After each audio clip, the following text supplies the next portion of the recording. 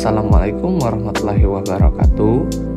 Oke, kali ini kita akan membahas ruang kolaborasi pada topik 3 pada mata kuliah perancangan dan pengembangan kurikulum, yaitu tentang aspek pemahaman empati.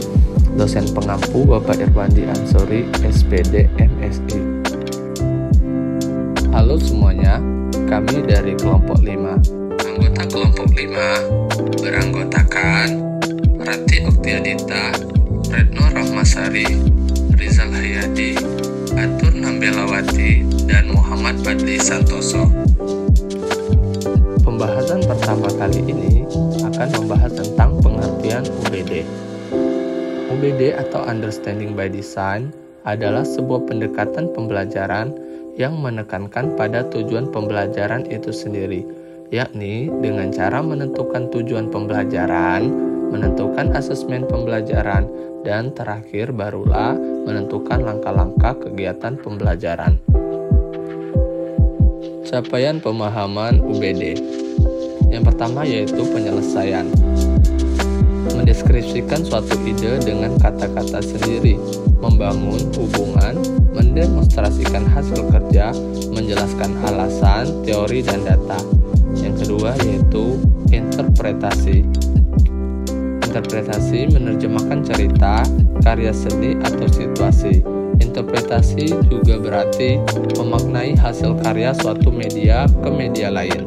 Kemudian ada aplikasi, menggunakan pengetahuan, keterampilan, dan pemahaman mengenai sesuatu dalam situasi yang nyata atau sebuah simulasi menyerupai kenyataan.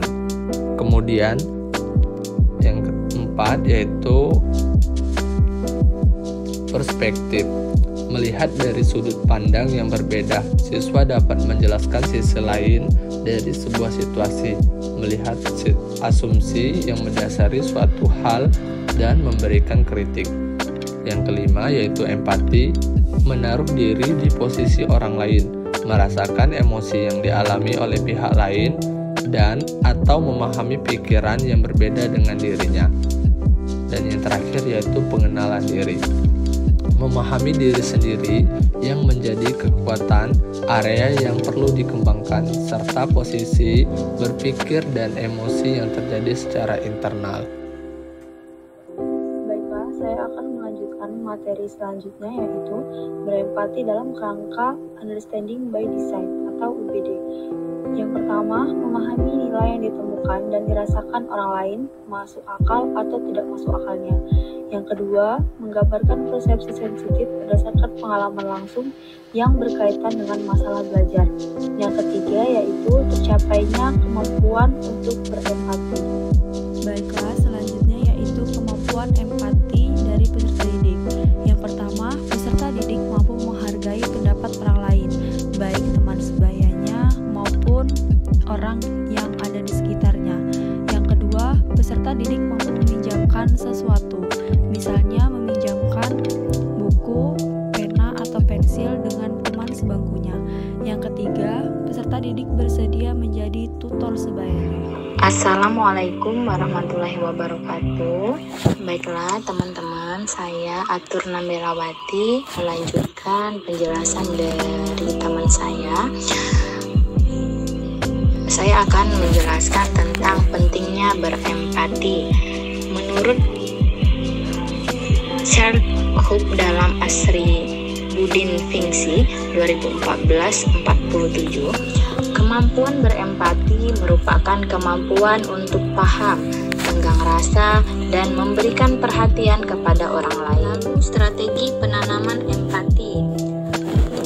Pertama, dengan pembelajaran kooperatif. Dengan cara ini, kita bisa mengelompokkan peserta didik dengan karakteristik yang berbeda-beda. Strategi kedua, memiliki teman sebaya dan teman lintas usia. Ketiga, dengan penggunaan pendekatan humanistik. Pendekatan ini dapat meningkatkan simpati, tanggung jawab, dan kontrol diri pada siswa. Selanjutnya akan dibahas. Selanjutnya adalah berempati dalam UBD, yaitu bentuk wawasan mengembangkan kemampuan untuk mendapatkan sesuatu yang lain dari luar. Ciri peserta didik berempati adalah yang pertama, mampu memahami pandangan orang lain, kemudian memberikan penghargaan bagi orang lain yang berbeda dari dirinya. Contoh konkret, berempati pada mata pelajaran IPS kelas 4 tentang pahlawan nasional. Pada materi ini, peserta didik belajar peristiwa perlawanan pahlawan pada masa penjajah dan perjuangan kemerdekaan.